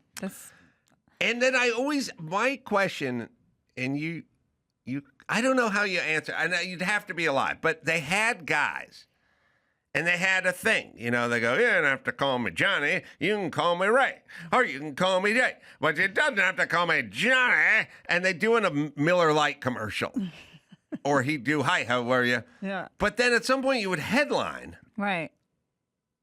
What are you doing? Are we doing the whole thing like that? Right. First of all, you do hi, how are you for about 8 minutes. Yeah, You you do gotta eight really Knock that off. warm them up, Yeah. man. You get everybody else doing it. Yeah, It's you a gotta call burn and some clock. response. Right, I say hi, right. you say how are You you? come back to it. Yeah. Or was everything just sort of, 3, 4, 5 minute hits on the Tonight I Show, know, the Richard but Pryor Show? What a crowd. I mean, they just were on board from the jump with everything. Like applause breaks from the beginning. That was awesome. Now, do you feel how much? I mean, so here's the thing. If you're American Indian, then you got a hook, you got a thing, Right. but then you're kind of married to it. Right. Like in a weird way, you become a slave to this thing. Like if you're really fat or you have something going on visually, or you're a dwarf or something, like you got it. You gotta lean into the stigma. You got to lean into whatever it is. Yeah. How do you branch out? If you were a woman who was 6'7", Yeah. and you're doing stand-up comedy, your whole act's going to be about hitting your head on door jams. Right. I'm like, why you're not in the WNBA? Right. Now, I, as just a white dude, like just plain white dude, heterosexual, nothing interesting about me. I'm sort of de facto forced to come up with material that's interesting, because that's not, and it can be about anything, because I'm not about anything. You have a blank canvas. I don't have my Italian heritage to discuss, have to, at length. Right. So do you feel some of that. I mean, there's a kind of freedom or a challenge in it. Like they go, look, you're not this and you're not that. You're a woman. Right. You do stand up. Yeah. Go. You're white. Let's hear You can do whatever you want. Let's hear your take on Black Lives Matter. Right. So in a way, big picture, it's a good thing. Yeah, because it's broader, you know. Right. Like because if people are buying tickets to see you and you're a Native American, they probably just want all Native American jokes. Right. But if they're buying tickets and you're just, kind of a fun, slutty gal, they'll take what they get, I think. Well, I don't know. I always appreciate a comedian who could fall back on something, but doesn't choose to get into that topicality. Yeah. Or they like branch far. They don't like Tim Dillon. Like Tim Dillon isn't like, I'm gay and fat. Like, we can see him. We know those things are true. Mm-hmm. But that's not all he talks about. He's very diverse in, what he talks about up there. Yes. I think that's part of his appeal. Absolutely. I agree. And I always kind of respect it. And it always bothers me when it goes the other direction. Yeah, when like the gay guy is just like nothing but like gay. Right. It's like, we get it. You're a sinner. You're going to hell. Like, it's just so like, hitting me over the head with it. I'm like, do you have any thoughts on other things? And also, what if you didn't suck dick? Then what? Then what do you do? Out of material? You have nothing to say? Well, I kind of feel that way too. Like you should be up there because you're funny. Like you have a point of view. You have a point of view. Yeah. Right. Yeah. Mm-hmm. And if your point of view is just you're just so stuck in your lane, I don't know. But people get crowds like that that are like-minded. Like they get followings of like Well, speaking of that, for some reason I just looked up and saw it, but I'm going to be in Rodney's in New York. I love Rodney's. And I've never been there, so you can tell me. Oh, it's the old Dangerfields. It's a great club. Where is it located It's exactly? on like in the 50s on the east side. It's like 51st and 1st, I think. Avenue? Yeah, okay. Like Midtown. Yeah, all right. And I don't know why, it just reminded me, but Dr. Drew's going to come up. Oh, fun. Cat Tim's coming up. But I made Dr. Drew commit to doing 5 minutes of stand-up. Let's go. So he's funny. He kills on pods. He'll do great. He's not gonna. He's not. He's not. He's gonna. It's weird. I'll it's tell weird. him He's I'll not write gonna it do for it. him. God, it's so funny because I love that area because we used to. Now that Jimmy's all over the news, all I do is I sit and I have these weird like flashbacks of all the weird cheap ass shit we used to do, and they used to put us up at the Lowe's Hotel or whatever. There was a hotel that was on like 52nd in Lexington or something. Oh, they put us like a cheap, but it's big. Yeah. But they put it, and they had, this is in the 90s, they had the cable box. Okay. And the cable box had the porn station, but if you put it on the porn station, it costs money. Right. So we couldn't do that. But what we could do and what we figured out is that if you bring a universal remote and you set up the universal remote to click onto the porn stations and you took needle nose pliers and could take the coax cable out of the back of the box and plug it into another whatever, you could get porn. But we only had one universal remote. So you guys had to share? Well, watch it together? No. I mean, we weren't above that, but what would happen is he'd come over and switch it to porn. Okay. And that would be, Friday at 7 p.m. Right. Then I would watch the porn, beat off, and then I'd want to watch Sports Center. But then it was a weird thing because you can switch it to Sports Center, but you can't get back to porn. Oh, so once you're out, you're out. And you're like, yeah, but we're going to go out tonight and have gonna some want drinks, porn and then I'm going when to I come get home and I home. want porn. And it's like, so then you found yourself just 24/7 porn running in your room. And it's only because we couldn't afford two universal remotes. But we would also bring the needle nose pliers and swap out Yeah. the coax, which had that weird sheet metal jacket around it so you couldn't tamper with it. But if you brought I can picture if you brought it. needle nose pliers, That's so funny. Your little toolkit to watch porn on the road. It's the for forward free. thinking. Yeah. For free. That's a crazy story, right? It's good. Two buddies getting it done. But we would we'd always stay down there. And I was from North Hollywood. I'd never been to New York. And it was a big deal going to the New big York. city, the Big Apple. Going to New York and Yeah. walking around and looking and going to the Television and Radio Museum is where we Yeah. would broadcast from Oh, on cool. 52nd or 5th or Yeah. something like right in there. And we'd walk there in the morning. It was like, God, we're like doing stuff. It was so weird. It was cool being out. Cool. Yeah. That is cool. I do. So I like Rodney's the is flashback. good. Yeah. Right. Oh, you're gonna love it. It's fun. It's fun there. You're right in the middle of everything too. And it was the old Dangerfields, Yep. right? Yep. Cute little green room downstairs. I like it. I like that club. Mm-hmm. It's good. So you're out here. Yeah. You're just out here for the comedy I'm store? doing pods, and yeah, I got that show, Kerryn Feehan and Her Funny Friends, Wednesday, October 8th at 8 p.m. Yeah, that'll be good. Please buy tickets to that show. They're moving, but they could be moving faster. Well, there's a lot of comedians out there now. Yeah. What, in New York or here? Everywhere. Yeah, I know. They're all over. Everyone does stand-up now. They sure do. Here, I was just in Austin. I think Austin, Chicago, New York are my top, and LA, my top 4 places to do comedy. If anybody's wondering. I'm wondering, do they... Oh, but see, then there's places like in Wisconsin and stuff where they appreciate you coming That's true. out more. That's true. Or like I did like a smaller gig in New Jersey like a month ago, and like everybody was just on board with all like the wild shit I was saying that I can't say in New York. Right. New York's, it's still fairly liberal. There's my flyer. Yeah, New York is weird, right? Yeah, you just get a weird. You get especially if you do polarizing material, you can get polarizing crowds that are like I've had people get in fights with each other like at just during my 15-minute sets, and I'm like, can you guys chill? Because people are so adamant about their beliefs. More people on the left, like they just dig their heels in. They won't see any other way except their own way. So I don't know. I find that they tend to dig their heels in. But I was in like kind of the boondocks of New Jersey, and those guys are fun. Those guys are great. You know what's not? Who's not? Well, the worst place I ever did, Santa Monica was the worst. But Vegas is like weirdly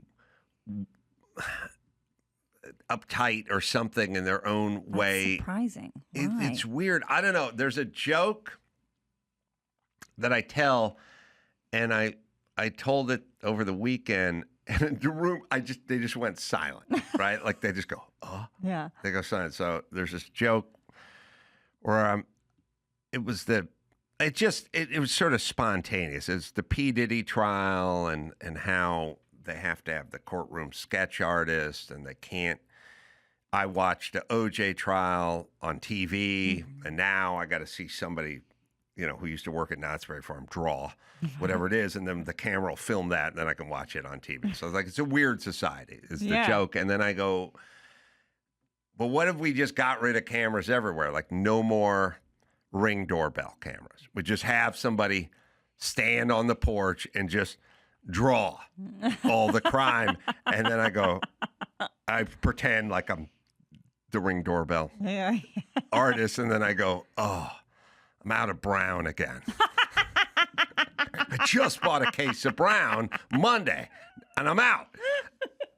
And the place just goes silent. Yeah, I'm sure there weren't even that many black people or brown people there. No, it wasn't even that. White people love it. They're like, oh no, they just love getting offended for other groups of people. Like I'm like, how many black friends do you have? They're like none. It's like, Right. shut up. right. I don't know. All my black friends are dominating. They're killing it. They don't need to be defended. I agree. I feel like most women are crushing it, and all my black friends who won't talk to me anymore are crushing it too. So I don't know. And statistically, more women in college, more women working, more women. Like they're doing fine. The guys are committing suicide. They are. They're sad. Why? Why are they so sad? Well, what is this loneliness thing? I'll tell you how life works. Okay. there are things that you're sort of meant to do as a species, as a male, a female, in the animal kingdom. You know what I mean? And you brought up rough and tumble play earlier. Okay, Yeah. so guys are supposed to be out there scrapping with other guys. My dad made my brother fight his bully in front of the whole neighborhood. Really? And it was just I want to hear it. It was Tell like me. par for the course. Like it was like this kid Jamie had been picking on him for like 2 weeks, like messing with him on the bus, you know, just kind of like shoving him around. And my brother was like smaller than him. But my dad's 6'1". He grew up in South Boston, and he was like, "Well, if he's gonna pick on you, just fight him. We're gonna fight him." My dad organized it. Really? I don't know if he told all the neighborhood kids, but they all showed up. Really? It was a big circle, and they just went at it. My dad was coaching my brother while he was fighting him. Right. He was like, "Roll, Michael, roll!" Right. And it was just like, I don't know. My dad didn't get in trouble for child abuse. Like, Oh, yeah. He would have been removed. Yeah, I mean, Right. well, yeah. Imagine somebody filmed that today. Like, Yeah. dad cheers on son. Yeah. Well, so, okay, let me tell you what happened to males. Yeah. You know when they take the majestic orca and they put him down in marine land? No, don't tell And me. his dorsal fin starts The to flop blackfish? over no. because he's fucking depressed because he's meant to be in the open sea Yeah. hunting. Yeah. And he's swimming in a circle in the kiddie pool, and some lesbian is feeding him trout twice a day. And he's like, I'm supposed to be hunting in the open sea. Yeah. And we took guys and we took all these institutions and we just littered them with women. Yep. And the women don't see it that way. So then the guys would start wrestling on the schoolyard, and Mrs. Sontag would come out and go, no, no, no. Right. No, no, no. You sit inside. We're going to do art. A journal. We're going to sit. We're going to journal inside. The guy's like, I'm going out of my mind. Right. That's what happened Yeah. to the orca. Yeah. Orcas have to travel in pods and fucking hunt seal. Yeah. And once in a while, someone gets fucked up. Yeah. But that's what they have to do. And we told guys to stop being guys. Right. And so they started getting fat, and they started playing video games, and they started getting addicted to porn. And then the pharmaceutical companies came in and went, hey, fat guys addicted to everything. What's up? Here's some pills to take. And they should have been outside fucking wrestling in the dirt. Yeah.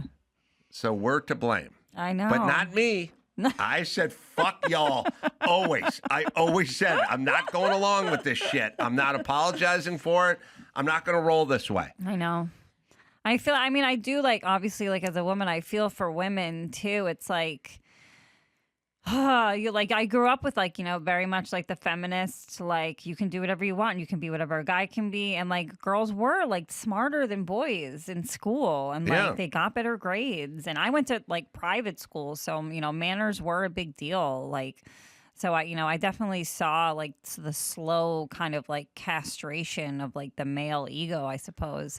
And now, like, younger guys like me, and they, like, you know, hit on me, I guess, in their way. But, like, they don't know how to talk to women. Like, it's really bizarre. Like, they send videos, they send memes. Yeah, they can't hunt Yeah. anymore. Yeah.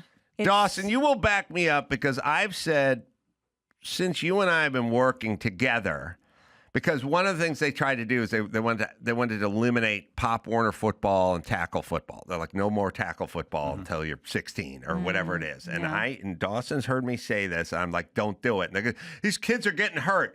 I said, dislocating your shoulder will heal.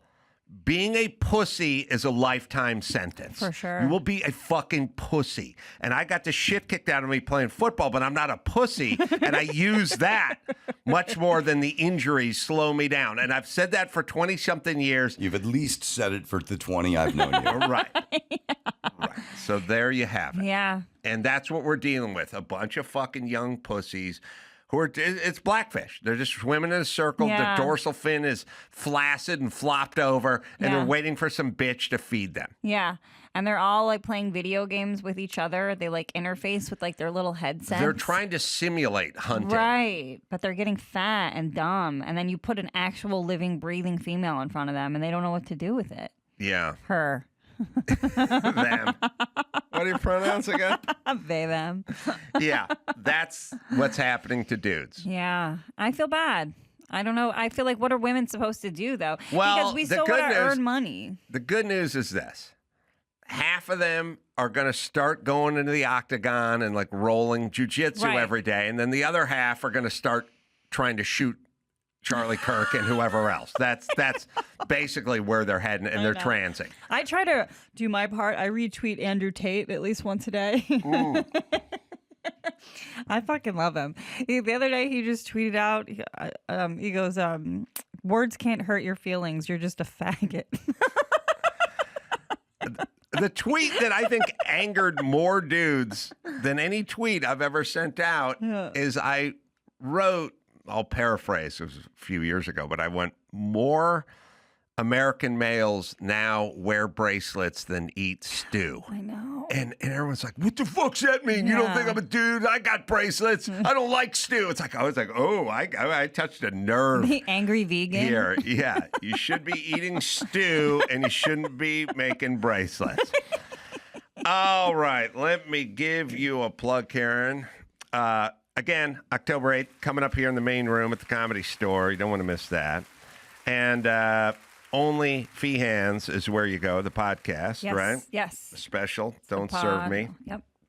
as well. And yeah, me, Ronnie's, and then Soul Joel's coming up in Pottstown, Love Soul Joel's. Pennsylvania. That'll be October 10th and 11th. Just go to AdamCarolla.com for all the live shows. Until next time, it's Adam for Dawson and Feehan saying mahalo.